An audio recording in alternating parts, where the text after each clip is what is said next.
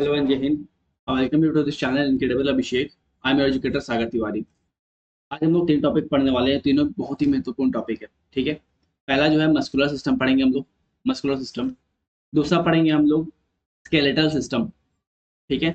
और तीसरा पढ़ेंगे नर्वस सिस्टम, नर्वस सिस्टम. तीनों ही अपने आप में काफी लेंदी टॉपिक हैं. तीनों मिला अगर मिला जाए तो काफी लेंदी टॉपिक हैं. ध्यान रखिए कि आपके एग्जाम में हार्डली 50 से 55 डेज बचे हैं रफली. ठीक है. एंड ये जो टॉपिक्स हैं, ये तीनों जो टॉपिक्स हैं, इनमें आपको सब कुछ याद नहीं करना है. इतने कम समय में बहुत कुछ आप याद नहीं कर पाओगे, वैसा बात है. तो जो जो सबसे इम्पोर्टेंट है, ठीक है, जो जो बिल्कुल आपको रटने हैं, जो फैक्ट्स हैं, ठीक है ना, जिसके ऊपर पहले क्वेश्चंस आए हुए हैं, उनको हम साथ साथ मार्क करते चलेंगे, या वीडियो के लास्ट में भी हम कंक्लूड कर देंगे. ठीक है. उसको तमीज से पढ़ लेना, उसको रट लेना, उसमें कुछ नहीं कर सकते हम. लेकिन जो चीज समझने वाला है, वो बस समझ के आप आगे बढ़ जाइएगा. ठीक है. क्वेश्चन आए तो आप उसे उसे टैकल कर सको, और क्वेश्चन आए तो वो लाइन गुड. ठीक है. तो सब कुछ याद नहीं हो पाएगा. ठीक है. स्टिल हम काफी डिटेल में जाएंगे. ठीक है. हर एक चीज को यहाँ पर कवर करेंगे, लेकिन आप लोग को बताते जाएंगे कि आपको ध्यान में क्या क्या रखना है. बिल्कुल कुछ ऐसे फैक्ट्स जो आपको याद रखने ही रखने हैं. ठीक है. आप उस पे ध्यान दीजिएगा आप. ठीक है. स्टार्ट करते हैं. तीन टॉपिक और कवर करेंगे हम लोग. पहला है मस्कुलर सिस्टम, दूसरा है स्केलेटल सिस्टम, और तीसरा है नर्वस सिस्टम. सबसे कम जो एग्जाम में इन तीनों में से पूछे गए हैं वो है मस्कुलर सिस्टम से. मस्कुलर सिस्टम से बहुत ज्यादा क्वेश्चन आपको नहीं आए हैं, बट स्टिल सिलेबस का पार्ट है, इसलिए हम लोग देख के चलेंगे सब कुछ यहाँ पर. स्केलेटल सिस्टम से क्वेश्चन आए हुए हैं, और नर्वस सिस्टम से सबसे ज्यादा क्वेश्चन आए हैं. ठीक है.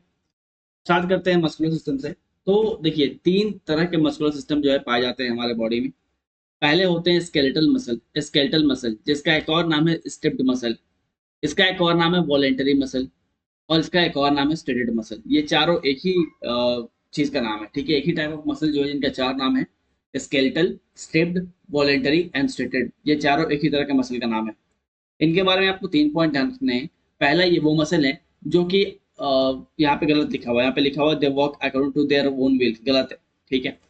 According to your will. ठीक है.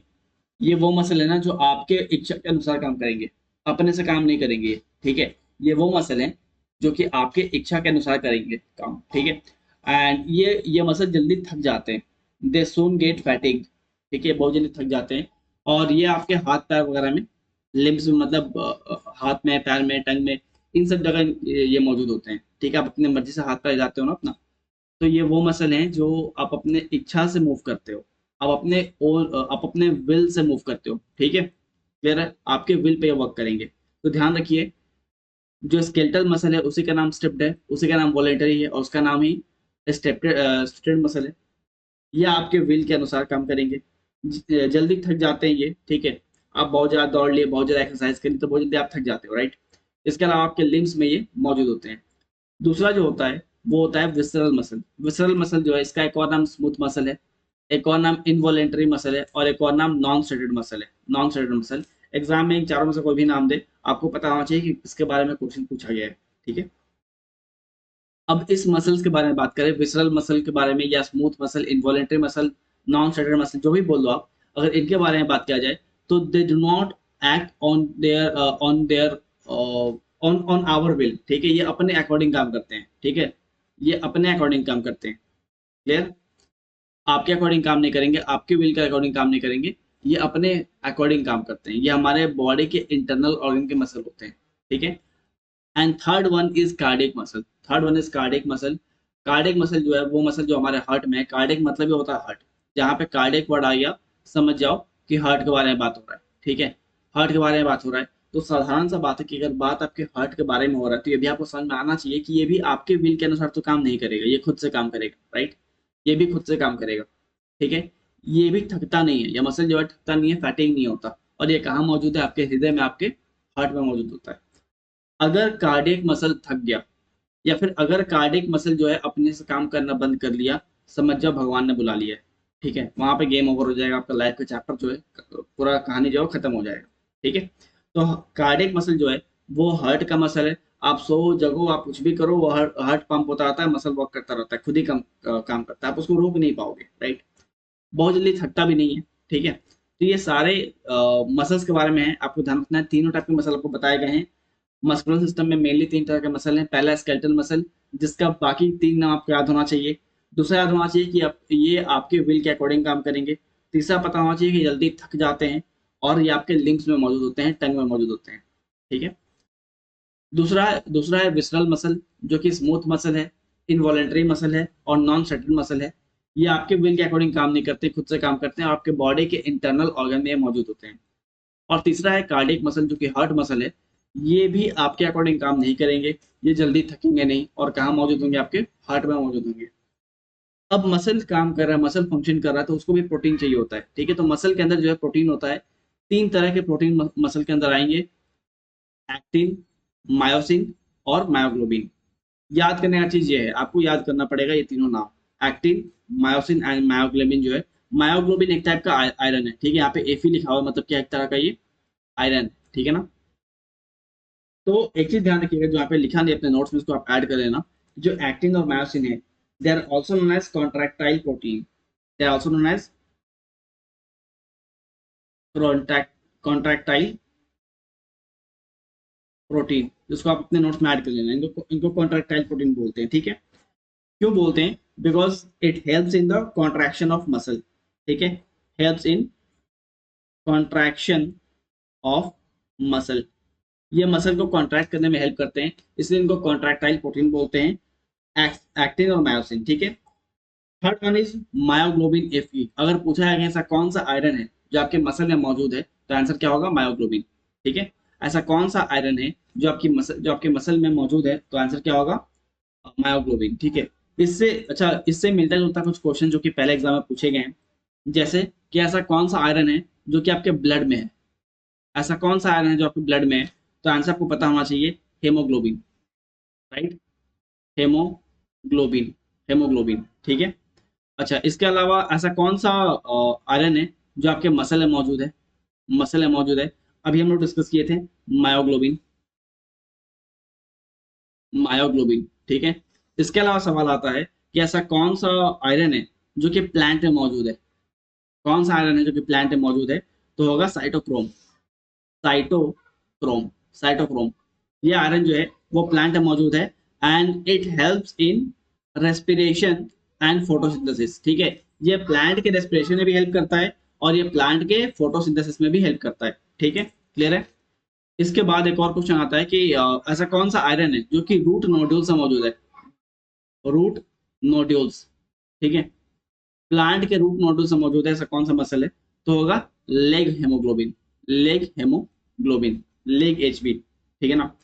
तो ये चारों फैक्ट्स जो हैं आयरन से जुड़े हुए, जो कि एग्जाम में पूछे गए हैं, और जो कि आपको याद रखना है।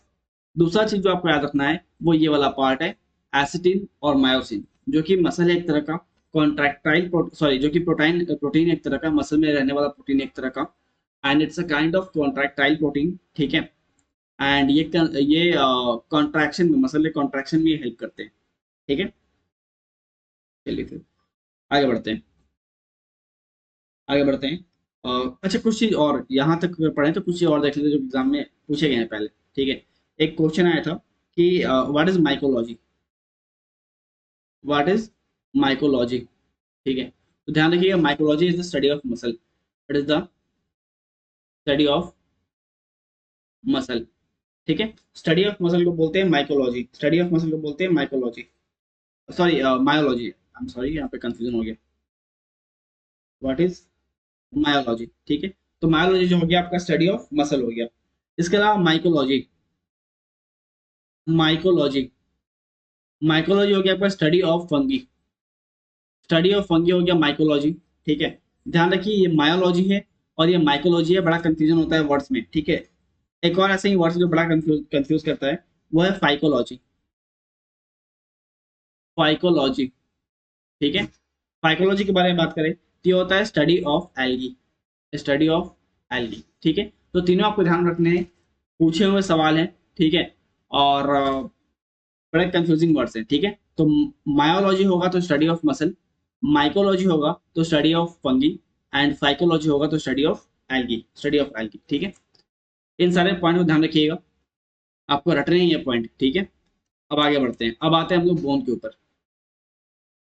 अब आते हैं बोन के ऊपर। ठीक है। बोन के बारे में बात करें, तो ध्यान रखिए, bone is a connective tissue. Bone is a connective tissue. आपको टिश्यू पढ़ाया था ना, वहां बताया था, जब टिश्यू पढ़ाया था ना, टिश्यू को क्या बोलते हैं, study of tissue is known as histology. Histology, ठीक है।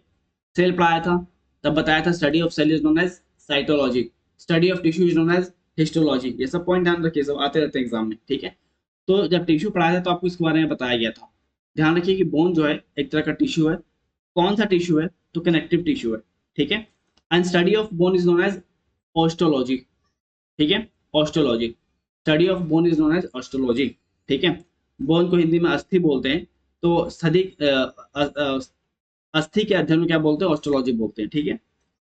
एक और क्वेश्चन ध्यान रखिएगा कि बोन जो है एडल्ट में 206 होता है, ये सबको पता है, ये कभी पूछता नहीं एग्जाम में, ठीक है।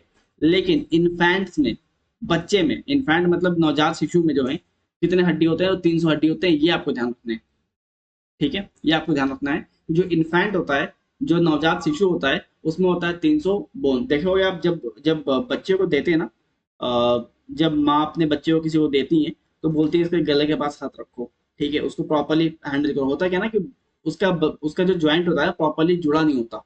उसका ज्वाइंट जो है, सारे ज्वाइंट जो है कंप्लीटली जुड़े हुए नहीं होते हैं, अलग अलग होते हैं, अलग अलग होते हैं। इसीलिए बोलते हैं कि बच्चे को बहुत केयरली, बहुत प्रॉपरली हैंडल करना चाहिए, ठीक है। और जैसे जैसे बच्चा बड़ा होता आता है, ये ज्वाइंट जो है वो जुड़ते चले जाते हैं, और जो 300 अलग अलग बोन्स थे, ये जुड़कर 206 हो जाते हैं, ठीक है। तो ध्यान रखिएगा, जो इन्फेंट होते हैं उनमें 300 हड्डी होते हैं, 300 बोन्स होते हैं, और जब हम एडल्ट होते हैं तो हमें क्या होते हैं, 206 हड्डी होते हैं, ठीक है। आगे बात करते हैं लॉन्गेस्ट बोन के बारे में। हम हमारे बॉडी बॉडी में बहुत सारे बोन्स है, राइट। सबसे लॉन्गेस्ट बोन कौन सा है, तो सबसे लॉन्गेस्ट बोन है फीमर। फीमर, ठीक है। फीमर जो सबसे लॉन्गेस्ट बोन है। सबसे स्मॉलेस्ट, या आप बताना कमेंट में करना कि बताना कि फीमर जो है वो है कहाँ पे, लाइक हमारे बॉडी में कहाँ पे होता है फीमर बोन, ठीक है ना। आगे बात करते हैं, सबसे स्मॉलेस्ट बोन कौन सा है, तो स्टेपिज। स्टेपिज जो है सबसे स्मॉलेस्ट बोन है, ये भी प्रीवियस क्वेश्चन है। और ये कहाँ पे है, तो हमारे बॉडी में ईयर में है, कान में होता है स्टेपिज। स्टेपिज ध्यान रखिएगा, सबसे छोटा हड्डी होता है, कहाँ पे होता है, हमारे ईयर में होता है। एक्चुअली हमारे ईयर में 3-3 हड्डियां होती हैं, हम लोग आगे पढ़ेंगे उसके बारे में, बट सबसे छोटा जो उनमें उनमें सबसे छोटा जो होता है होता है स्टेपिज, ठीक है। तो ये था एक ओवरव्यू बोन के बारे में, कनेक्टिव टिश्यू होता है ये। इसके स्टडी को ऑस्टियोलॉजी बोलते हैं। एडल्ट में 206 होता है, इन्फेंट में 300 होता है, ठीक है। Longest bone is known as femur, smallest bone is known as stapes. ये कुछ फैक्चुअल बातें हैं जो आपको याद रखनी है। अब जो स्केलेटल सिस्टम है, हम लोग एक्चुअली अभी स्केलेटल पे आ चुके हैं, मस्कुलर में हम लोग को उतना ही पढ़ना था, इतना लोग पढ़ चुके हैं, ठीक है। मस्कुलर में बहुत ज्यादा नहीं पढ़ना था, जहां जहां से एग्जाम में क्वेश्चन आते हैं वो आपको बता दिए गए हैं। हम लोग अभी स्केलेटल सिस्टम में घुस चुके हैं, हम लोग वो पढ़ रहे हैं। ध्यान रखिए कि जो ह्यूमन स्केलेटल सिस्टम है वो मेनली 2 पार्ट में डिवाइड है, ठीक है। वो मुख्यतः जो है 2 भागों में विभाजित किया गया है। पहला जो है वो है एक्सियल स्केलेटन, और दूसरा जो है वो है अपेंडिकुलर स्केलेटन, ठीक है। जो पहला है उसको बोलते हैं एक्सियल स्केलेटन, और दूसरा जो है उसको बोलते हैं अपेंडिकुलर स्केलेटन। अब आपको ये सब समझने हैं बस, ठीक है। जो जो हम मार्क करेंगे वो ध्यान वही रखना आप, यहाँ पे बस समझते चलो आप लोग, ताकि आपका फाउंडेशन बना रहे, आपका बेस बना रहे, क्वेश्चंस अगर आए तो आप लोग टैकल कर पाओ, ठीक है। लेवल बढ़ रहा है पेपर का, तो हम लोग को थोड़ा सा अंदर घुस के पढ़ना पड़ेगा, ठीक है। एक्सियल स्केलेटन के बारे में बात किया जाए, तो ये हमारे बॉडी के एक्सिस होते हैं, ठीक है। It lies along the axis of the body. अब इसमें होता क्या क्या है, जो हमारा स्कल है, जो खोपड़ी है, ठीक है, जो खोपड़ी है उसमें टोटल 29 बोन्स होते हैं, वो हमारा एक्सियल स्केलेटन के अंदर आता है। इसके बाद हमारा वर्टिबल कॉलम, ठीक है। वर्टिबल कॉलम जो है वो भी हमारा एक्सियल स्केलेटन के अंदर आता है। वर्टिबल कॉलम जो भी एक्सियल स्केलेटन के अंदर आता है। और वर्टिबल कॉलम के कितने होते हैं, बच्चों में 33 होते हैं, और एडल्ट में 26 होते हैं, ठीक है। एडल्ट में क्या होते हैं, वही जुड़ के 26 हो आते हैं, ठीक है ना। रिब्स के बारे में बात किया जाए, तो रिब्स भी it is an example of axial skeleton. और कितने रिब्स होते हैं, तो 12 रिब्स होते हैं हमारे हमारे पास, ठीक है।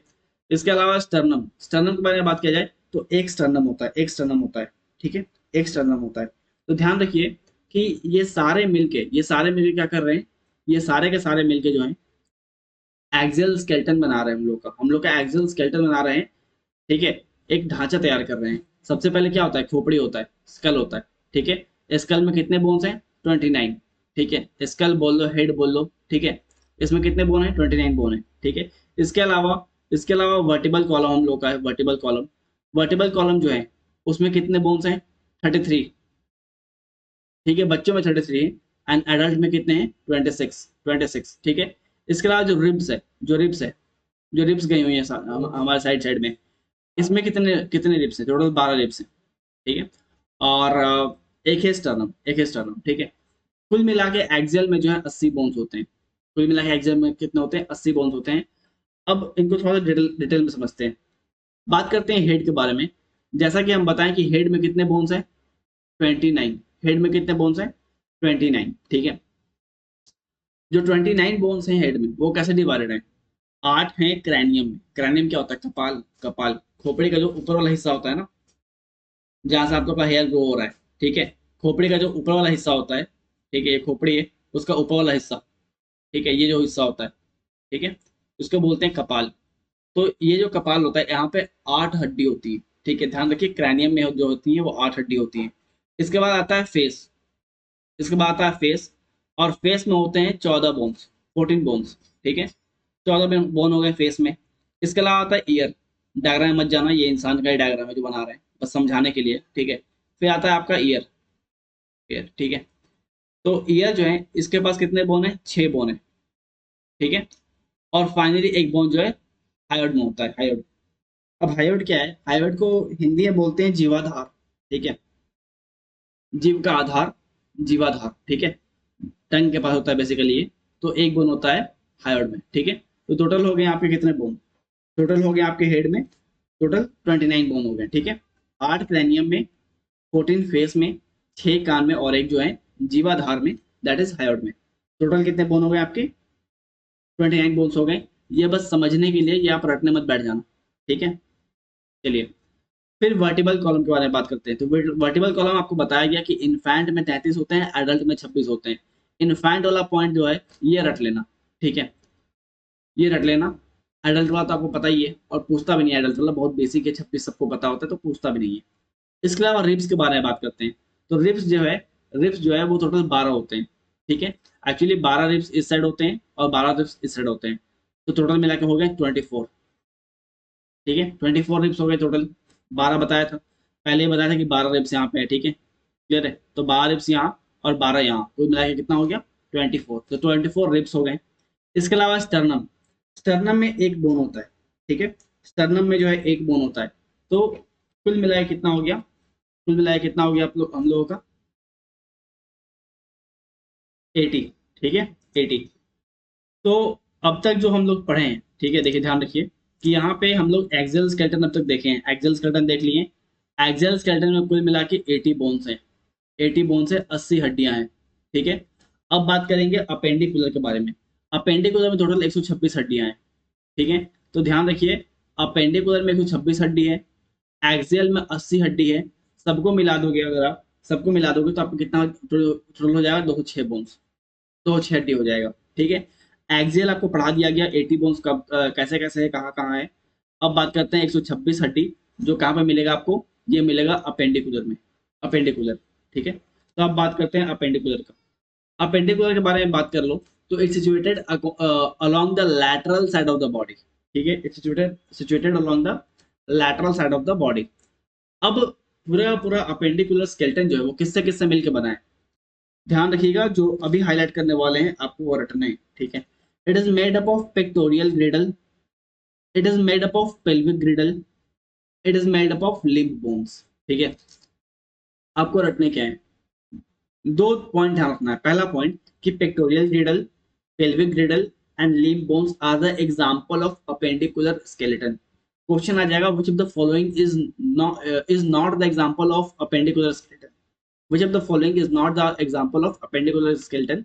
पहला ऑप्शन दे देगा पेल्विक ग्रिडल, दूसरा ऑप्शन दे देगा आपका pectoral girdle, pectoral girdle, third option देगा लिम्ब बोन्स, लिम्ब बोन्स, और फोर्थ ऑप्शन आपका कुछ भी दे सकता है, ऐसा वर्टिबल कॉलम या स्टर्नम, स्टर्नम, स्टर्नम। तो आंसर क्या होगा, स्टर्नम होगा, बिकॉज पेल्विक, इसके अलावा पेक्टोरियल एंड लिम्ब, ये तीनों जो है are the example of appendicular skeleton. Example question पूछा था कि which of the following is not the example of, ठीक है। तो अपेंडिकुलर का एग्जांपल कौन सा नहीं है, स्टर्नम नहीं है। स्टर्नम किसका है, तो एक्सियल का है। स्टर्नम किसका है, एक्सियल का है। हम लोग अपेंडिकुलर पढ़ रहे हैं, ठीक है। तो पहला चीज याद रखना है कि अपेंडिकुलर में क्या क्या आता है।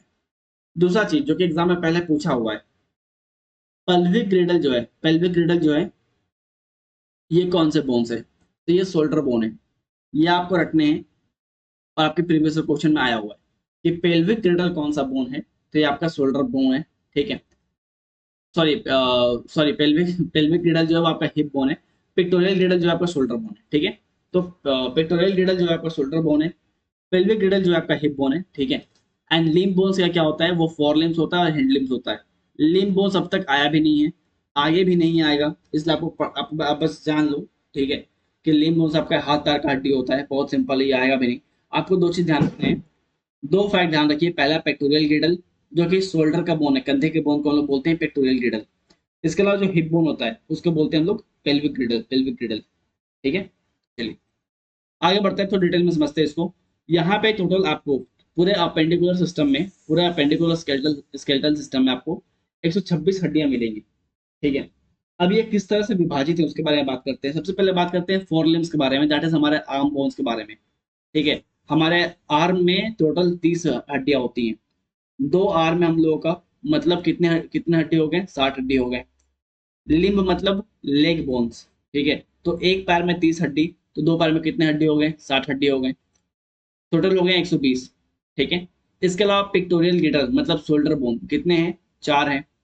पेल्विक गिडल मतलब हिप बोन कितने हैं? 2 हैं। तो कुल मिलाकर कितने हो गए? 60 प्लस 60 प्लस 2 प्लस 4। ठीक है, तो हो गए टोटल 126 बोन। ठीक है, तो एक्सियल हम लोग पढ़ चुके हैं 80 बोन, अपेंडिकुलर पढ़ चुके हैं 126 बोन, कुल मिला के हो गए आपके 206 बोन। ठीक है, क्लियर है? ध्यान रखिए, आपको डॉक्टरी नहीं करना, जो जो आपको हाईलाइट कर रहे हैं, जो बता रहे हैं कि पहले आया हुआ है इसको रट लेना, बस आपको वही रटना है। ठीक है, एग्जाम में समय बहुत ज्यादा नहीं है। चलिए, तो बिना यहाँ वहाँ समय खराब किए, बिना फालतू का बकवास किए हुए बस वही पढ़ना जो आपको बताया जा रहा है। आगे बात करते हैं। यहाँ वही बात बताएं जो पहले बताए हुए हैं कि एक्सियल में 80 बोन्स है, अपेंडिकुलर में 126 है, कुल मिलाकर हो गए 206 बोन्स। ठीक है, अब ये जो यहाँ से लेकर यहाँ तक है, ये आपको बिल्कुल रटने हैं, ये बिल्कुल रटने हैं। एग्जाम के पॉइंट ऑफ व्यू से काफी इंपॉर्टेंट है, सॉरी ये वाला पॉइंट भी, ये वाला पॉइंट। ठीक है, तो कुछ पॉइंट है उनको ध्यान रखना है। पहला, ह्यूमेरस, आर्म बोन को बोलते हैं ह्यूमेरस। आर्म बोन क्या बोलते हैं? वो क्या बोलते हैं? ह्यूमेरस। ठीक है, इसके अलावा रेडियस किसको बोलते हैं हम लोग? जो हमारे आर्म के नीचे जो एल्बो वाला हिस्सा आता है ना, उसको बोलते हैं रेडियस, उसको बोलते हैं रेडियस बोन्स। ठीक है, उसके अलावा उसके बाद आता है अल्ना। जो एल्बो के नीचे जो हम लोग का फिंगर पाम वाला एरिया है ना, उसको बोलते हैं अल्ना बोन्स, उसको क्या बोलते हैं? अल्ना। ठीक है, ये तीनों अगर आपको याद नहीं भी हुआ कोई दिक्कत नहीं है, एग्जाम में आने की संभावना कम है, आए भी नहीं है। ठीक है, बट ये जो क्लेविकल है, जो क्लेविकल है, बहुत बार आया हुआ है, ध्यान रखिएगा। It is called shoulder bone. Clavicle को क्या बोलते हैं? शोल्डर बोन बोलते हैं। फीमर क्या बोलते हैं? थाई बोन बोलते हैं। और टिबिया एंड फिबुला क्या बोलते हैं? बिलो नी लेग बोन्स। ठीक है, जो घुटने के नीचे का जो पार्ट है उसको बोलते हैं फिबुला और टिबिया। ठीक है, तो ये वाला पॉइंट, ये वाला हाईलाइट कर देते हैं आपको।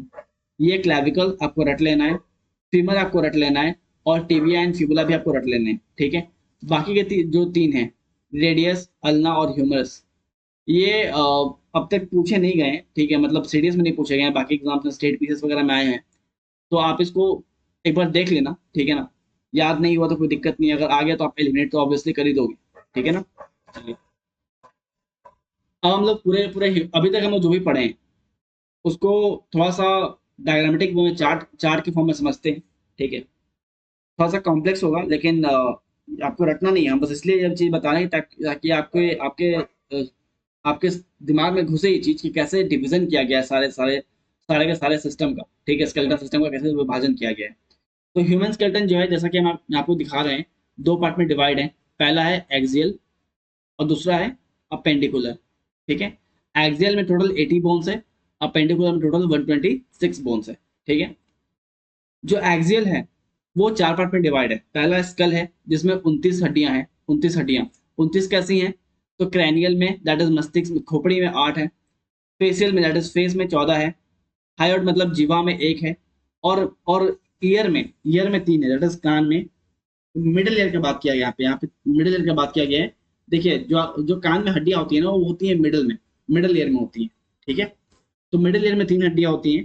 पहला है मिलस, दूसरा है इंसस, और तीसरा है स्टेपल्स। स्टेपल्स के बारे में ध्यान रखिएगा कि स्टेपल जो है सबसे छोटा हड्डी होता है हमारे पूरे बॉडी का, ठीक है। तो यहाँ पे हो गया स्कल में टोटल 29। अब बात करते हैं वर्टिबल कॉलम के बारे में। तो यहाँ पे बच्चों में 33 होते हैं और एडल्ट में 26 होते हैं।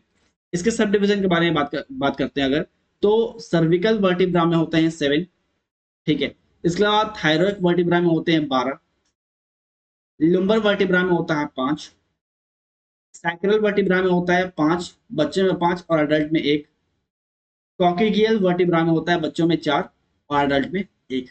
तो कुल मिला के 33 से लेकर 26 तक का जो है डिवीजन यहाँ पे किया गया है। आपको रटना अगेन नहीं है ये सब, ठीक है। ये बस आपको इसलिए बताया जा रहा है कि क्वेश्चन आए तो आप एलिमिनेट कर सको और आपको एक समझदारी विकसित हो, आपको किस तरह जो है विभाजन किया गया है, हड्डियों का ढांचा जो है किस तरह बनाया गया है, ठीक है ना। आगे बात करते हैं स्टर्नम। स्टर्नम बेसिकली क्या होता है, ब्रेस्ट बोन होता है, ठीक है। तो स्टर्नम, अच्छा ये आपको ये रटना, ये चीज ये आप रट लेना कि sternum is known as breast bone, sternum is known as breast bone, ये आपको रटना है, ठीक है। ये आपको रटना है कि sternum is known as breast bone, ठीक है। चलिए, तो ब्रेस्ट बोन कितना है, स्टर्नम कितना है, 1 है। फिर रिब्स कितना है, रिब्स जो है 12 12 दो साइड है, 12 12 लेफ्ट साइड और 12 राइट साइड, कुल मिला के 24 रिब्स है। और ये सब मिलाकर जो है एक्सियल स्केलेटन बनता है। टोटल जो है 80, टोटल जो है 80, ठीक है। अब बात करते हैं अपेंडिकुलर का। अपेंडिकुलर के बारे में बात किया जाए तो अपेंडिकुलर जो है वो मेनली दो पार्ट में डिवाइड है। पहला ग्रिडल बोन और दूसरा जो है लिम्ब बोन, ग्रिडल एंड लिम्ब। ग्रिडल में आपको टोटल 6 बोन्स मिलेंगे एंड लिम्ब में आपको मिलेंगे 120 बोन, ठीक है। 60 इंटू 2 इक्वल टू 120, ठीक है। 30 हाथ में, 30 पैर में, अगेन 30 दूसरे हाथ में, 30 दूसरे पैर में, टोटल हो गए 60 इंटू 2 120, ठीक है। ग्रिडल बोन के बारे में बात किया जाए तो पेक्टोरियल ग्रिडल जो है टोटल 4 है, पेल्विक ग्रिडल जो है टोटल 2 है, 6 यहाँ पे हो गए और 120 यहाँ पे हो गए, ठीक है। चार्ट को आगे समझते हैं। चलिए, लिम्ब बोन के बारे में समझते हैं, ठीक है। जो यहाँ पे 120 जो लिम्ब बोन्स है ना, उनको देखते हैं हम लोग। अगर लिम्ब बोन को देखा जाए तो लिम्ब बोन में सबसे पहला आर्म बोन आता है, आर्म बोन, जहाँ पे 60 हड्डियां मौजूद हैं। अब यहाँ पे आपको रटने वाला चीज है, ठीक है। यहाँ पे रटने वाला चीज है ह्यूमरस, ध्यान रखिएगा, अपर आर्म को बोलते हैं, वहां पे एक बोन है। इसके अलावा radius and ulna, four arm को बोलते हैं, ठीक है, फोर आर्म को बोलते हैं, जहाँ पे आपको दो दो बोन मिलेंगे। कार्पल्स कभी आया नहीं है, बट आप इसको ध्यान रखना, ठीक है। इसको याद कभी पूछा नहीं है, बट इसको ध्यान रखना कि कार्पल्स जो है आपका जो वृष्ट होता है, ठीक है, जो कलाई होता है, ठीक है, जो वृष्ट बोन होता है उसको बोलते हैं कार्पल्स। वहां पे टोटल 8 हड्डियां हैं, ठीक है। कितने हड्डियां वो याद नहीं रखना, बस नाम याद रखना आपको कि कार्पल्स जो है क्या होता है, तो वृष्ट बोन होता है, ठीक है, वृष्ट बोन होता है, ठीक है। इसके अलावा मेटाकार्पल जो है वो आपका पाल्म होता है, आपका हथेली का जो पार्ट है उसको बोलते हैं मेटाकार्पल, जहाँ पे आपको टोटल 5 हड्डियां मिलती हैं, ठीक है। इसके बाद फाइलेंजेस जो है वो फिंगर को बोलते हैं, फाइलेंजेस बोन जो होता है वो फिंगर को बोलते हैं। यहाँ पर टोटल आपको मिलती है 14 हड्डीज, टोटल 14 बोन होते हैं, ठीक है। तो ध्यान रखिए, एक आर्म में आपको कितने मिल रहे हैं, 30 हड्डी मिल रहा है, ठीक है। आपके उंगली में 14 है, पूरे पाल्म में 5 है। इसके अलावा रिस्ट बोन में 8 है, फोर आर्म में 2 है, अपर आर्म में 1 है। तो कुल मिलाए कितने हो गए, 30 हो गए। 30 एक हाथ में, तो 2 हाथ में मिलाए कितने हो गए, 60 हो गए। ये हो गया आपका आर्म के बात में, ठीक है। अब लेग के बारे में बात किया जाए, पैर के बारे में बात किया जाए, तो यहाँ पे आपको क्या याद रखना है, femur is known as thigh bone, एक हड्डी वहां पे होता है बड़ा सा, ठीक है। आगे बात करते हैं टिबिया एंड फिबुला के बारे में बात करते हैं, टिबिया एंड फिबुला। इसको हम लोग सैंक बोन भी बोलते हैं, ध्यान रखिएगा, इसको सैंक बोन भी बोलते हैं। तो ये यहाँ पे 2 हड्डियां होती हैं। फिर आता है टार्सल। टार्सल जो आपका पैर का एंकल है ना, एंकल जो है उसको बोलते हैं टार्सल, और वहां पे आपको 7 हड्डियां देखने मिलती हैं। फिर आता है मेटाटार्सल। मेटाटार्सल जो आपका सोल होता है पैर का, वहां पे 5 बोन मिलता है, उसको बोलते हैं मेटाटार्सल। फिर आता है फाइलेंजेस। अगेन फाइलेंजेस जो है टो जो होता है हम लोग का, जो टो होता है पैर का, जो टो होता है उसको बोलते हैं फाइलेंजेस, वहां पे आपको 40 बोन्स दिखेंगे। और देन लास्ट में पटेला, जो आपका नी कैप होता है, ये याद रखना है, पटेला जो है इंपॉर्टेंट है, पटेला पहले पूछा हुआ है, ठीक है। पटेला जो है पहले, अच्छा एक बार नहीं बहुत बार पूछा हुआ है, तो ध्यान रखना पटेला जो है वो नी कैप को बोलते हैं। तो जो जो पीवाई क्यों बोले ना उसको तो आपको रट लेना है, ठीक है ना। चलिए, तो एक पैर में आपको टोटल टोटल मिलके कितने, 14 115 5 20 फिर 7 3 7 2 1 टोटल मिला के हो गया 10, तो 10 यहाँ पे एंड 20 यहाँ पे, टोटल हो गया 30। तो पैर में, एक पैर में आपके 30 बोन, तो दो पैर में मिला के हो गया आपके 60 बोन। तो ये आपका कंप्लीट ह्यूमन स्ट्रक्चर है स्केलेटन सिस्टम का। एक्सियल और अपेंडिकुलर दोनों हम यहाँ पे कोशिश किए हैं कि आपको चार्ट के माध्यम से बहुत क्लियरली समझा पाए, ठीक है। जो भी पार्ट यहाँ पे समझाया गया है उसी वही बात यहाँ पे लिखा हुआ है, सेम बात यहाँ पे लिखा हुआ है, बट यहाँ पे थोड़ा सा कॉम्प्लेक्स लगता है आपको पढ़ने में, इसीलिए आपको यहाँ पे जो है चार्ट के माध्यम से समझा दिया गया है। ये चार्ट आपको हम पीपीटी के फॉर्म में अवेल करवा देंगे, आप लोग इस चार्ट को अपने नोट्स में ऐड कर लेना और जो जो पीवाईक्यू बाकी है उसको पढ़ लेना, ठीक है। तो ये सब चीज़ जो है, सब चीज़ जो है वही बात है जो लिखा हुआ है, जो चार्ट में बताया ना वही बात यहाँ पे लिखा हुआ है, तो ये इररिलेवेंट है, ठीक है। चलिए अब हम लोग आते हैं सीधे नर्वस टिश्यू पर, ठीक है। सीधे आते हैं नर्वस टिश्यू पे। हम लोग का दो चीज कंप्लीट हो चुका, स्केलेटल सिस्टम लोग पढ़ चुके हैं, मस्कुलर सिस्टम पढ़ चुके हैं। अब आते हैं हम लोग नर्वस सिस्टम पे। सबसे ज्यादा भाई साहब क्वेश्चन यहाँ से पूछे गए हैं, अगर इन तीनों टॉपिक के बारे में बात किया जाए, अगर तीनों टॉपिक को बात करें तो सबसे ज्यादा क्वेश्चन जो है इस टॉपिक से पूछे गए हैं। तो इसको हम इसको बहुत तरीके से पढ़ना है अपने को। ये बहुत ही इंपॉर्टेंट टॉपिक है और बहुत ही इंटरेस्टिंग टॉपिक भी है, ठीक है। तो स्टार्ट करते हैं नर्वस सिस्टम पूरा, ठीक है। सबसे पहले ध्यान रखिए कि जो न्यूरॉन्स होता है वो structure and functional unit of nervous system होता है। प्रीवियस ईयर क्वेश्चन है, ठीक है। देखिए जो भी इंपॉर्टेंट था मस्कुलर सिस्टम में, स्केलेटल सिस्टम में आपको बता दिया गया, लेकिन नर्वस सिस्टम में जो भी आपको बताएंगे हर एक लाइन बेशकीमती है, ठीक है। तो ये, और ये बहुत ज़्यादा लेंदी भी नहीं है और इंटरेस्टिंग भी, आपको याद रहेगा ये। आई विल ट्राई कि आपको क्लास के दौरान याद हो जाए, ठीक है। तो ये पूरा आपको, ये इसका हर एक लाइन बेशकीमती है, ठीक है। तो यहाँ पे हम पीवाईक्यू नहीं बोलेंगे, वरना सारे पॉइंट्स को वही बोलना पड़ेगा, सब चीज़ वही है, ठीक है। तो स्टार्ट करते हैं। ध्यान रखिए कि नर्वस टिश्यू जो है, नर्वस सेल जो है, इसके बारे में बात किया जाए तो neurons are the structure and function unit of nervous system, ठीक है। Neurons are the structure and function unit of nervous system. तो बहुत सारे न्यूरॉन्स को ऐड करके, बहुत सारे न्यूरॉन्स को मिलाकर क्या बना है, नर्वस सिस्टम बना है। इस टाइप से बहुत सारे न्यूरॉन्स को मिलाया क्या बना है, नर्वस सिस्टम बना है, ठीक है। एंड जो जंक्शन पार्ट होता है बिटवीन टू न्यूरॉन्स, दो न्यूरॉन्स का जंक्शन पार्ट होता है ना, उसको बोलते हैं साइनेप्स, ठीक है। जो दो न्यूरॉन का जंक्शन पार्ट होता है उसको क्या बोलते हैं, उसको बोलते हैं साइनेप्स, साइनेप्स, ठीक है। जहाँ पे दो न्यूरॉन्स मिल रहे हैं उसको क्या बोलते हैं, साइनेप्स बोलते हैं, ठीक है।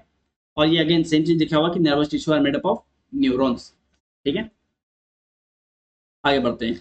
Nervous tissue is the largest cell of human body. बहुत इंपॉर्टेंट बात लिखा है यहाँ पे कि नर्वस टिश्यू जो है वो एक ह्यूमन बॉडी का लार्जेस्ट सेल है, ठीक है। एक और चीज की बहुत लोग बोल रहे हैं कि सर क्लासेस लेक्चर जो है आप हिंदी में लीजिए। देखिए हम यहाँ पे ना बाइलिंगुअल इस्तेमाल करते हैं, बाइलिंगुअल मतलब हिंदी इंग्लिश दोनों का इस्तेमाल करते हैं। एंड इतना तो हिंदी होता ही है कि आप एग्जाम में आंसर मार्क कर लो, ठीक है। तो इससे ज़्यादा हिंदी तो मेरे को भी नहीं आता, ठीक है। टू बी वेरी ऑनेस्ट, जितना मेरे से पॉसिबल होता है उतना आप यहाँ पे आपको डिलीवर कर रहे हैं। एंड अगर आप इसको सही से सुन लोगे तो आप चाहे हिंदी मीडियम से या हिंदी इंग्लिश मीडियम से, आप आई एम श्योर कि आप मार्क कर पाओगे आंसर्स को, ठीक है। स्टार्ट करते हैं। तो नर्वस टिश्यू जो है वो क्या है, ये लार्जेस्ट सेल है ह्यूमन बॉडी का, लार्जेस्ट सेल है ह्यूमन बॉडी का, ठीक है। एंड आगे बढ़े तो नर्वस नर्वस टिश्यू जो होता है डिवाइड के बाद, बर्थ के बाद फर्दर डिवाइड नहीं होता, ठीक है। एक बार आपका जन्म हो गया ना तो नर्वस नर्वस टिश्यू जो है डिवाइड नहीं होता, ठीक है। क्लियर है। इसके अलावा इसमें रीजनरेशन पावर भी नहीं होता। इसका मतलब क्या होता है समझो, अगर मान लो कि आपके किसी बॉडी का, किसी इंसान के किसी पार्ट का नर्व डैमेज हो गया, ठीक है।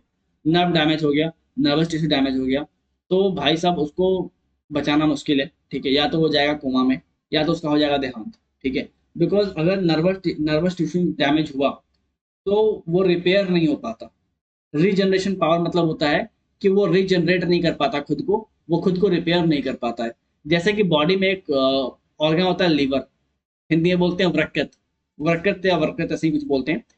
तो लीवर के बारे में बात किया जाए तो इसके पास हाईएस्ट रीजनरेशन पावर होता है, इसके पास हाईएस्ट रीजनरेशन पावर होता है। सपोज किसी का लीवर खराब है, आप अपने लीवर का काट के, आप अपना लीवर जो है काट के उसको 60% दान कर दिए, ठीक है। किसी का लीवर खराब है, आप अपना लीवर काट के उसको 60% जो है दान कर दिया, आपके पास बचेगा 40% लीवर। कुछ समय के बाद आपका लीवर जो है 40% से ग्रो होकर 100% हो जाएगा और उसका भी 60% से ग्रो होकर 100% हो जाएगा। मतलब कि लीवर जो है इसका हाईएस्ट रीजनरेशन पावर है, खुद को रीजनरेट कर लेता है, ठीक है, खुद को डेवलप कर लेता है। लेकिन नर्वस जो है, नर्वस सिस्टम जो है, जो नर्वस सिस्टम है, इसका लोवेस्ट रिजनरेशन पावर है, केवल भगवान ही बचाए अगर ये डैमेज हुआ तो। ठीक है, इसके पार्ट्स के बारे में बात करते हैं। तो तीन मेन पार्ट है। पहला साइटन जिसको सेल बॉडी बोलते हैं, दूसरा एक्सन और तीसरा डेंड्राइट। यहाँ पे थोड़ा सा आपको कॉम्प्लिकेटेड लग रहा होगा डायग्राम, हम सिंपल फॉर्म में यहाँ पे डायग्राम बनाने की कोशिश किए हैं, इसको समझो। ठीक है, यहाँ पे 5 पार्ट हम मार्क किए हैं। सबसे पहला, सबसे सबसे जो बाहरी आपको लेयर दिख रहा है, ये गोल सा। ठीक है, सबसे बाहरी जो गोल सा लेयर आपको दिखाई दे रहा है, इसको बोलते हैं साइटन या फिर सेल बॉडी। ठीक है, इसको बोलते हैं साइटन या फिर सेल बॉडी। जो बाहरी आपको लेयर दिखाई दे रहा है उसको बोलते हैं साइटन या फिर सेल बॉडी। ठीक है, इसके बाद ये जो लाइन गया हुआ है, ये जो लाइन नीचे आया हुआ है, ठीक है, इसको बोलते हैं एक्सन। ठीक है, इसको क्या बोलते हैं? एक्सन। ठीक, थर्ड ध्यान रखिए, ये जो आपको दिखाई दे रहा है एक रूट की तरह स्ट्रक्चर दिखाई दे रहा है, जो आपको रूट की तरह स्ट्रक्चर दिखाई दे रहा है उसको बोलते हैं डेंड्राइट्स, उसको बोलते हैं डेंड्राइट्स। ठीक है, यहाँ पर जो लास्ट में जो आपको गोल गोल दिखाई दे रहा है ना, उसको बोलते हैं नर्व एंडिंग, इसको बोलते हैं नर्व एंडिंग। ठीक है, और आपको बिल्कुल सेल बॉडी या फिर साइटन के अंदर आपको दिखाई दे रहा है गोल सा, वो है आपका न्यूक्लियस। न्यूक्लियस तो मेनली 3 पार्ट में डिवाइड है, बट यहाँ पे आपको 5 पार्ट दिखाने का हम प्रयास किए हैं। इन पांचों पार्ट को आप ध्यान रखना। ठीक है, पहला बिल्कुल एक गोल सा है जिसको बोलते हैं साइटन या फिर सेल बॉडी। उसके अंदर मिल जाएगा आपको न्यूक्लियस। उसके बाद आपको मिल जाएगा एक्सन, जो ब्रांच लाइक स्ट्रक्चर में दिख रहा है आपको, जो ब्रांच की तरह स्ट्रक्चर दिखाई दे रहा है उसको बोलते हैं डेंड्राइट्स। नीचे जो रूट की तरह स्ट्रक्चर दिखाई दे रहा है वो है आपका नर्व एंडिंग। ठीक है, तो ये जो है आपका कंप्लीट डायग्राम है किसका? न्यूरॉन्स का। ठीक है, अब हम लोग नर्वस सिस्टम को 2 पार्ट में डिवाइड करेंगे। पहला जो है वो है सेंट्रल नर्वस सिस्टम, जिसको हम लोग बोलते हैं C N S, central nervous system. दूसरा है पेरिफेरल नर्वस सिस्टम, जिसको बोलते हैं PNS। ठीक है, तो पहला CNS जिसको बोलते हैं सेंट्रल नर्वस सिस्टम, और दूसरा है PNS जिसको बोलते हैं पेरिफेरल नर्वस सिस्टम। ठीक है, सेंट्रल नर्वस सिस्टम के अंदर कौन सा आता है? ब्रेन आता है, स्पाइनल कॉर्ड आता है। आपको ध्यान रखना है, याद रखना है कि भाई ब्रेन और spinal cord it is the part of CNS, not PNS। ठीक है, CNS का पार्ट है, PNS का पार्ट नहीं है। सेंट्रल नर्वस सिस्टम का पार्ट है, पेरिफेरल नर्वस सिस्टम का पार्ट नहीं है। दूसरा ध्यान रखना है आपको कि क्रैनियल नर्व्स और स्पाइनल नर्व्स ये आपके पेरिफेरल नर्वस सिस्टम का पार्ट है। ठीक है, तो CNS के अंदर क्या क्या आता है? आपका ब्रेन आता है। ठीक है, आपका जो ब्रेन होता है, ठीक है, आपका जो स्पाइनल कॉर्ड होता है, ये आता है आपका CNS के अंदर। ठीक है, ये आपका आता है CNS के अंदर। ये हो गया ब्रेन, और ये हो गया स्पाइनल कॉर्ड जो कि CNS के अंदर आता है। अब इसी स्पाइनल कोड से जो है नर्व्स निकला हुआ है। इस टाइप से नर्व्स निकला हुआ है। जैसे आपके घर में जो है एक मेन लाइन गया होता है, एक मेन तार गया होता है, उसी तार में से बहुत सारा और तार निकला होता है जो कि आपके घर के पूरे इलेक्ट्रिक कंपोनेंट को जो है कनेक्ट करता है। ठीक है, तो ये वही है, ऐसे ही कुछ समझ लो इसको कि बीच से जो है वो स्पाइनल कॉर्ड गया हुआ जो कि CNS का हिस्सा है।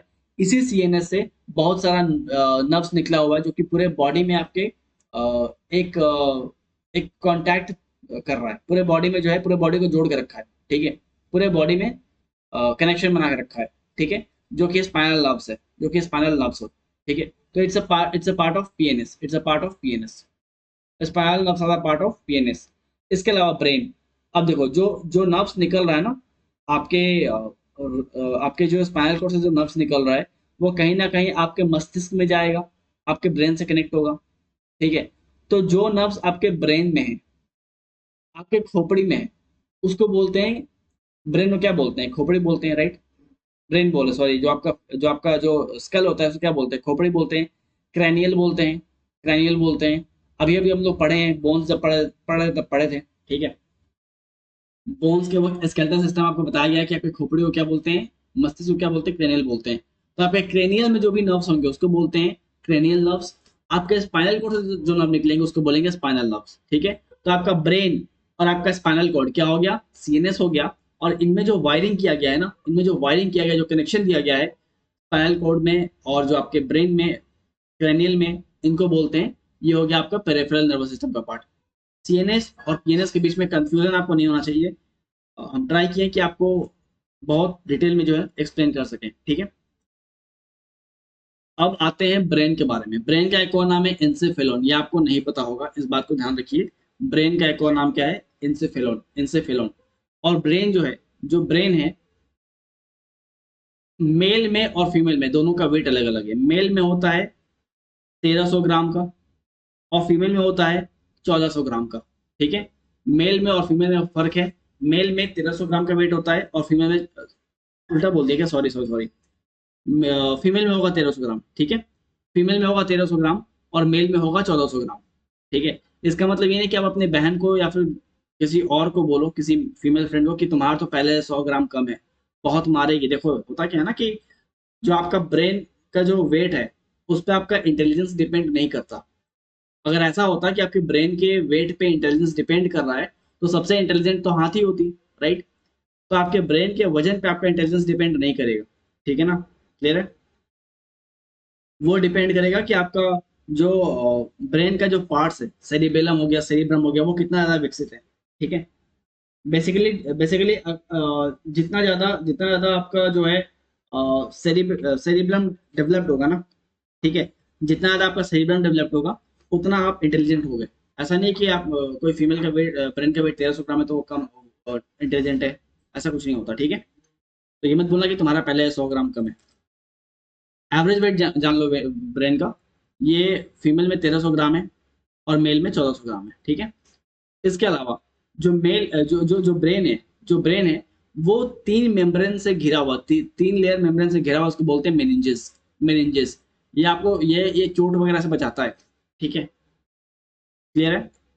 इसके अलावा जब सर में चोट लगता है ना, तो ईसीजी टेस्ट होता है, ECG. ECG, electroencephalography, electroencephalography. ठीक है, ब्रेन को क्या बोलते हैं, इंसेफेलन बोलते हैं। ठीक है, ब्रेन में क्या बोलते हैं, इंसेफेलन बोलते हैं।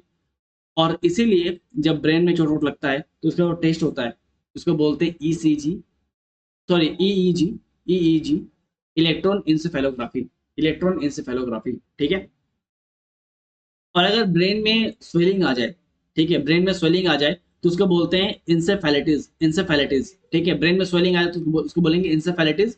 एंड इसको हम लोग जापानी फीवर ही बोलते हैं, जापानी फीवर ही बोलते हैं।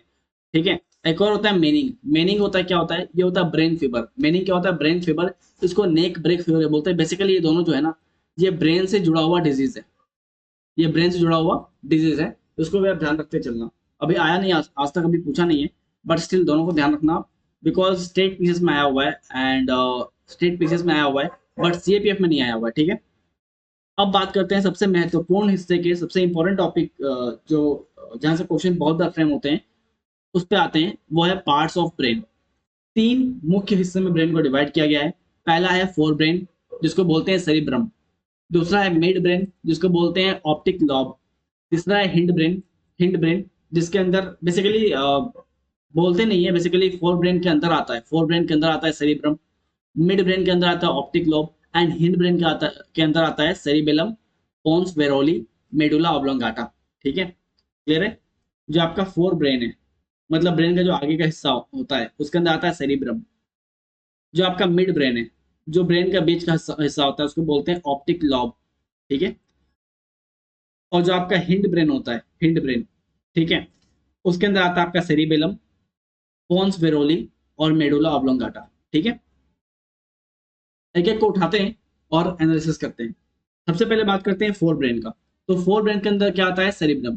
फोर ब्रेन के अंदर आता है सेरिब्रम, और सेरिब्रम जो है वो आपके ब्रेन का लार्जेस्ट पार्ट है, आपके ब्रेन का लार्जेस्ट पार्ट है। ठीक है, जितना भी वॉलेंटरी एक्शन है वो सब कंट्रोल करता है सेरिब्रम। ध्यान रखिए, सेरिब्रम बोल रहे हैं हम, सेरिबेलम नहीं बोल रहे हैं। सेरिब्रम अलग चीज है, सेरिबेलम अलग चीज है, कंफ्यूज मत होना। सेरिब्रम अलग चीज है और सेरिबेलम बेलम अलग चीज है, कंफ्यूज मत होना। सेरिब्रम जो है फोर ब्रेन में होता है, सेरिबेलम जो है वो हिंड ब्रेन में होता है, मतलब पीछे पीछे वाले हिस्से में होता है ये। ठीक है, और सेरिब्रम जो है वो ब्रेन के आगे वाले हिस्से में होता है, राइट। तो सेरिब्रम जो है ये लार्जेस्ट पार्ट है ब्रेन का। और जो भी चीज हम लोग अपने इच्छा से करते हैं, जो भी चीज हम लोग अपने वॉलेंटरी एक्शन से करते हैं, उसको ये कंट्रोल करता है। ऐसे याद करना, यहाँ पे याद करना मतलब लर्निंग के बारे में बात कर रहे हैं, किसी और को याद करने के बारे में बात नहीं कर रहे। ठीक है, इसके अलावा रीजनिंग, रीजनिंग करना, रीजनिंग मतलब कि तर्क करना बेसिकली। ठीक है, रीजनिंग एबिलिटी के उस सेंस में बात कर रहे हैं। ठीक है, तो रीजनिंग एबिलिटी, ठीक है, लर्न करना, मतलब रट्टाफिकेशन वगैरह। ठीक है, रटना वगैरह। रीजनिंग एबिलिटी आपका कितना स्ट्रांग है, आपका मेमोरी कितना स्ट्रांग है, आप कितने इंटेलिजेंस हो, इमोशंस, इमोशंस पे आपका कैसा कंट्रोल है। ठीक है, आपका कैसा पर्सनालिटी है। पर्सनालिटी मतलब यहाँ पे सलमान खान शाहरुख खान नहीं, ठीक है, ये पर्सनालिटीज नहीं है। पर्सनैलिटीज हैं एपीजे अब्दुल कलाम, ठीक है। तो ये पर्सनैलिटीज हैं। खैर, लोगों का परसेप्शन अलग अलग हो सकता है। आगे बढ़ते हैं। इमेजिनेशन, इमेजिनेशन भी आपके सेरिब्रम पे डिपेंड करता है। जजमेंट भी आपके सेरिब्रम पे डिपेंड करता है, और आप अपने विल पावर के कितने पक्के हो, ठीक है, एक्सप्रेशन ऑफ विल पावर, वो सब डिपेंड करता है सेरिब्रम पे, ठीक है। तो ध्यान रखिए, ये पहले आया हुआ है क्वेश्चन, ठीक है, कि इंटेलिजेंस किस पे डिपेंड करता है, इमोशन पर्सनालिटी किस पे डिपेंड करता है, इमेजिनेशन किस पे डिपेंड करता है, विल पावर किस पे डिपेंड करता है। तो इस टाइप के क्वेश्चन पहले पूछे गए हैं। ध्यान रखिए कि learning, reasoning, memory, intelligence, emotions, personality, imagination, judgement and expression of will power, all the things are voluntary actions which is controlled by cerebrum. जितना डेवलप्ड सेरिब्रम होगा, जितना जितना बोलते हैं ना कि भगवान तुमको तेज बुद्धि दी है, मेरे को कम बुद्धि दी, ऐसा कुछ नहीं होता ब्रो, ठीक है। देखो होता क्या है ना कि आप अपने ब्रेन को जितना ट्रेन करोगे, जितना डेवलप करोगे, ठीक है, जितना आप अपना रीजनिंग एबिलिटी बढ़ाओगे, जितना अपना लर्निंग एबिलिटी बढ़ाओगे, ठीक है, जितना आप अपना इंटेलिजेंस बढ़ाओगे, जितना अपने इमेजिनेशन को इस्तेमाल करोगे, अपने विल पावर के जितने पक्के होगे, उतना आपका सेरिब्रम डेवलप हो जाएगा। और जितना आपका सेरिब्रम डेवलप होगा, लोग आपको बोले कि लड़का जो है वो तेज है, ठीक है। तो ऐसा तेज और भोदू बोले कुछ नहीं होता, ठीक है, ये तेज और भोदू बोले कुछ नहीं होता, बेसिकली ब्रेन सबको सेम मिला है। अब किसी का सेरिब्रम ज्यादा डेवलप्ड होता है, किसी का कम डेवलप्ड होता है, डिपेंड करता है कि आप यूज कितना कर रहे हो, राइट। चलिए, अब बात करते हैं मिड ब्रेन के बारे में। मिड ब्रेन जो है, इसके अंदर आता है ऑप्टिक लोब। ऑप्टिक लोब, देखो बेसिकली क्या होता है ना कि ये जो ब्रेन होता है, जो ब्रेन होता है, ठीक है, आपको आपको जब पढ़ाएंगे फिजिक्स, तो वहां पे आपको पता चलेगा जो आई है, ये है आई, ठीक है। फिजिक्स में पढ़ाएंगे आपको कि जो आई है, यहाँ से एक वायर, अगर हम वायर बोलेंगे तो आप नर्व समझना, ठीक है। तो यहाँ यहाँ से एक वायर मतलब एक नर्व निकला है, जो ये कहाँ पे गया है, ब्रेन में गया है। कहाँ पे गया है, ब्रेन में गया है। और ब्रेन के किस वाले हिस्से में गया है, मिड वाले हिस्से में गया है। और मिड वाले हिस्से में क्या है, ऑप्टिक लोब है, ऑप्टिक लोब है। तो इसी मिड वाले हिस्से में, इसी ऑप्टिक लोब जो है, इसी की वजह से आप कुछ देख पाते हो, तो समझ पाते हो कि ये है क्या, मतलब विजन आपको जो बेसिकली मिलता है ना, जो विजन मिलता है वो ऑप्टिक लोब की वजह से होता है, ठीक है। आपका आंख बिल्कुल सही रहेगा, लेकिन आपका ऑप्टिक लोब खराब हो गया, ठीक है, या फिर ऑप्टिक लोब लोब नब जो है, ऑप्टिक लोब नब जो है वो डैमेज हो गया, आप देख नहीं पाओगे, ठीक है। तो मेनली आपको विजन किसके वजह से मिल रहा है, ऑप्टिक लोब की वजह से मिल रहा है, जो कि कहाँ मौजूद है, मिड ब्रेन में मौजूद है, ठीक है, ठीक है।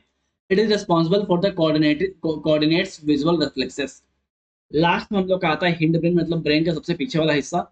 और यहाँ पे दो चीज मिलेगा, पहला मिलेगा सेरिबेलम, सेरिब्रम नहीं है, सेरिबेलम है। और दूसरा है पोन्स बैरोली। सेरिबेलम के बारे में बात किया जाए, तो ये आपके पोस्चर को मेंटेन करता है, आपके बॉडी पोस्चर को मेंटेन करता है। सपोज करो कि आप जो है काफी ड्रिंक कर लिए, आप काफी ड्रिंक कर लिए। यहाँ ड्रिंक करने का मतलब कि पानी पीने का बात नहीं कर रहे हैं, ऑब्वियसली अल्कोहल का बात कर रहे हैं, ठीक है, क्लियर है। तो भाई साहब आप जो है दोस्त के यहाँ पार्टी में गए, और आप जो है ओल्ड मॉन्क पी लिए, ठीक है। जैसे ही ओल्ड मॉन्क पिए, फॉर एन एग्जाम्पल, जैसे ही आप ओल्ड मॉन्क पियोगे, आपका सेरिबेलम डिस्टर्ब हो जाएगा और आपका बॉडी पोस्चर मेंटेन नहीं होगा। फिर आप ड्राइव करोगे तो आप क्या हो जाओगे, सीधे डेड मॉन्क हो जाओगे, ठीक है। ओल्ड मॉन्क से डेड मॉन्क बच जाओगे आप। बेसिकली क्या होता है कि आपका पोस्चर खराब होता है, आपका बॉडी का इक्विलिब्रियम मेंटेन नहीं हो पाता, आप सही से चल नहीं पाते हो, ठीक है। बहुत ज्यादा जो है ड्रिंक करने के बाद जो इंसान सही चल नहीं पाता, बिकॉज उसका सेरिबेलम डिस्टर्ब आता है। बहुत बार एग्जाम में क्वेश्चन आया है कि if a person drinks regularly, which part of the brain will be disturb, ठीक है। तो सेरिबेलम डिस्टर्ब हो जाएगा, और सेरिबेलम डिस्टर्ब हुआ तो इसका काम है आपके बॉडी के पोस्चर को मेंटेन करना, आपके बॉडी में इक्विलिब्रियम को मेंटेन करना। बॉडी का पोस्चर मेंटेन नहीं हो पाएगा, इक्विलिब्रियम मेंटेन नहीं हो पाएगा, आप यहाँ वहां गिरते चल पड़ोगे, ठीक है। सेरिबेलम जो है वो कंट्रोल करता है कि आप वॉक कैसे कर रहे हो, आप साइकिल कैसे चला रहे हो, आप डांस कर रहे हो, स्विमिंग कर रहे हो, जितना भी चीज जिसमें बैलेंस का रिक्वायरमेंट है, वो सब सेरिबेलम करता है। और अगर ये खराब हुआ ड्रिंक करने की वजह से, तो आपका बैलेंस खराब होगा, चल नहीं पाओगे, लड़कते रहोगे, ठीक है। लास्ट में आपका आता है पोन्स वेरोली। पोन्स वेरोली जो है, it relay impulses between medulla oblongata and cerebral hemisphere and between the hemisphere of the cerebrum. देखो यहाँ पे कुछ नहीं है, ये सिंपल बात ये है कि ये ब्रीदिंग को कंट्रोल करता है। सिंपल बात ये है कि ये जो है ब्रीदिंग को कंट्रोल करता है, ठीक है। पोन्स वेरोली जो है अगर डिस्टर्ब होगा, तो आपको ब्रीदिंग में दिक्कत आएंगी, ब्रीदिंग में दिक्कत आएंगी, ठीक है, आपको सांस लेने में दिक्कत आएगा, ठीक है। हिंड ब्रेन का एक और पार्ट है, तीन पार्ट है, हम दो तब से बोल रहे थे, एक और पार्ट एक्चुअली सेरिब्रम है, कौन सी वैल्यू है। एक और है जो कि नोट्स में ऐड नहीं है, आप ऐड कर लेना, ठीक है, या फिर अपने पीडीएफ में हम उसको टाइप करके दे देंगे आपको, ठीक है। जो लास्ट वन है वो है medulla oblongata. Medulla oblongata, medulla oblongata, ठीक है।